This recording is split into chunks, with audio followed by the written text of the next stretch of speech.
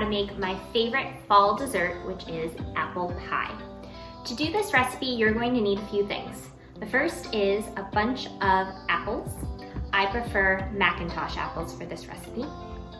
You're going to need some sugar, some flour, cinnamon and a dash of nutmeg, a little bit of salt, lemon, and my secret ingredient, which is pre-made pie crust.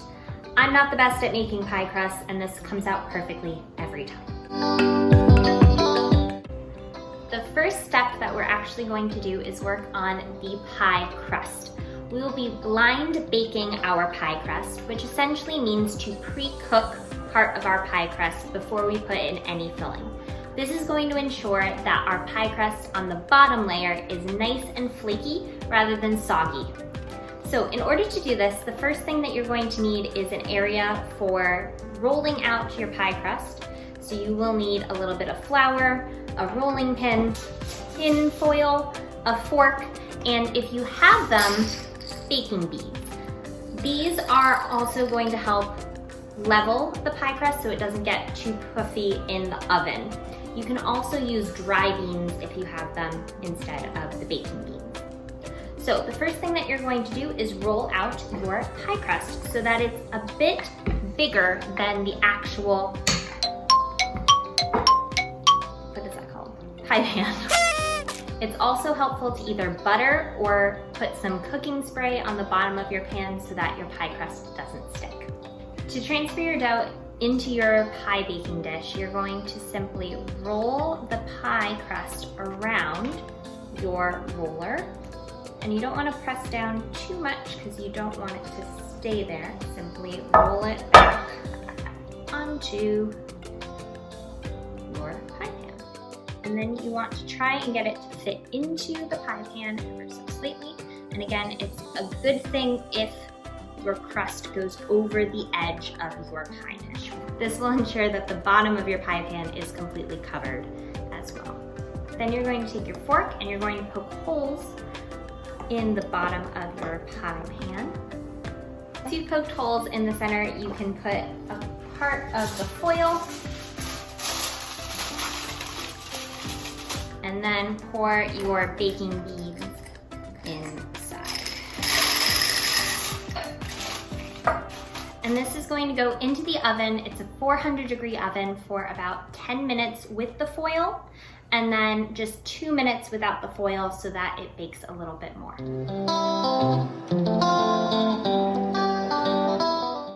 While our pie crust is blind baking, we can start working on our filling. So I have about 9 apples, but you really only need about 6 to 8 depending on their size. I like to use macintosh apples, as I said before, because they're a nice mix of sweet and tart, but you can use whatever apples you prefer. Macintosh apples can be really hard to find outside of New England, so some alternatives would be a Gala apple or the Fuji apple. Those have kind of the same flavoring too. So I'm going to be peeling the skin off of the apples, and then I'll be cutting them into smaller bite-sized pieces. And now comes the favorite part, right? Peeling the apples! Everyone's favorite part, right? Yep, exactly. So these apples actually came from an apple farm nearby. They let you pick your own apples, which is really, really fun. You take a little tractor around to the different spots in the area. So they have trees that have your macintosh apples. They had some Gala apples available. They had Honeycrisp apples, and peaches are still in season here. Plums are still in season for a little bit longer, and nectarines. So there were lots of stops that you could stop at, pick your own, and then it was $2.99 for a pound.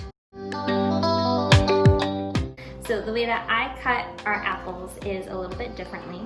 I take my knife and I just kind of go up towards my thumb, and the pieces should be about this big. So they're still kind of thin, but they're nice chunks. And I just keep going until all of our apples have been sliced like this.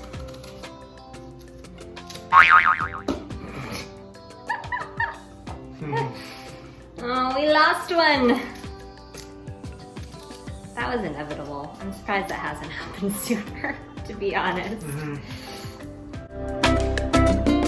We now have all of our apples nice and chopped up inside our bowl. What we're now going to add is all of those ingredients from the beginning of this video. So we have 1 cup of sugar, pouring that in, 2 tablespoons of flour, 1 teaspoon of cinnamon and just a dash of nutmeg, a dash of salt. I'm going to mix this as carefully as possible. So one of the ways to make sure that you're getting all of the sugar and spices and things mixed is to go from the side and pull into the center. That way you can ensure that anything that's on the bottom really does get covered, because that is the fun part and the best part of the flavoring, is getting all that cinnamon, sugary, nutmeggy goodness in there. Here we have our pie crust, which is still a little bit hot, and that is a-okay. So we have the pie crust. You can see it's a little golden brown just on the edges, which is fine, and it's just cooked a little bit, but not too much. So what we're going to do is now put our pie crust into our apple filling, into our pie crust. And it's totally okay if it overflows, because that just makes it more fun.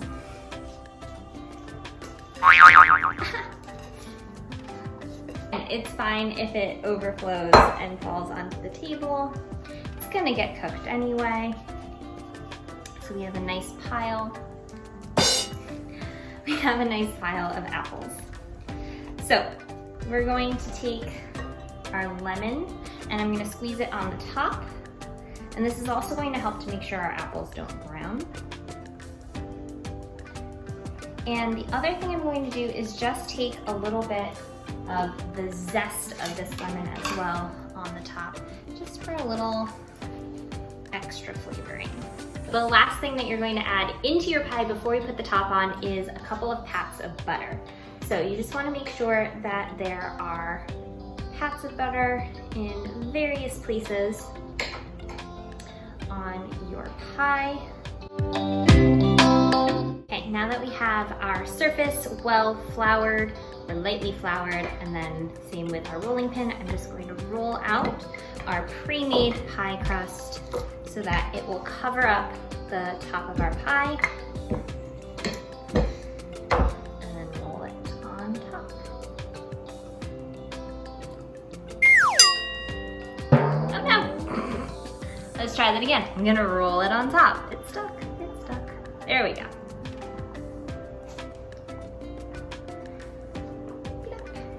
I'm going to need a fork again, and I'm going to gently press the sides. It's okay if your crust from before breaks a little bit. And to make sure that everything is nice and sealed in, I'm going to take my fork and I'm going to make little lines to connect the top part of my crust and the bottom part of my crust together. This also makes it look really pretty. And then once you have your pie crust on, we're going to cut a little X in the top, and that's to make sure that any steam that's made while it's baking is released, and then your pie doesn't overflow or explode in the oven. Now, in order to bake my pie, I'm going to do 2 things that are going to help me out. The first thing I'm going to do is put tin foil around the edge of my pie crust, and that will ensure that it doesn't burn while the rest of the pie is baking in the oven.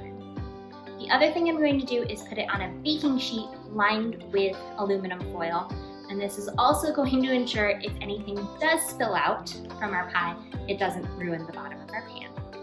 So I'm going to get those 2 items, and then we can put it in the oven to bake.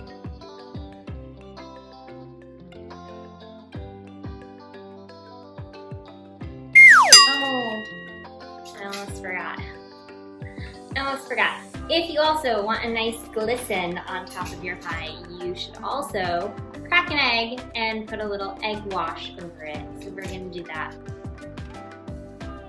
Now I'm going to put this into the oven for 50 minutes, 50, with the foil on, and then it will be ready to go.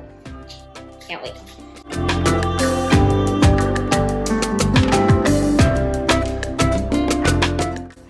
And there you have it, we have our finished pie. You should only bake your pie for about 50 minutes. So 10 to 15 minutes before the 50-minute mark, take off your tin foil to allow it to cook afterwards. But overall, it turned out decently well. It's a little rustic looking, so sometimes that's what happens when you bake. It doesn't come out perfectly, but I can guarantee you one thing, it tastes phenomenal. So I hope that you try out my pie, and if you do, let me know in the comments below, and I'll catch you next time. Bye!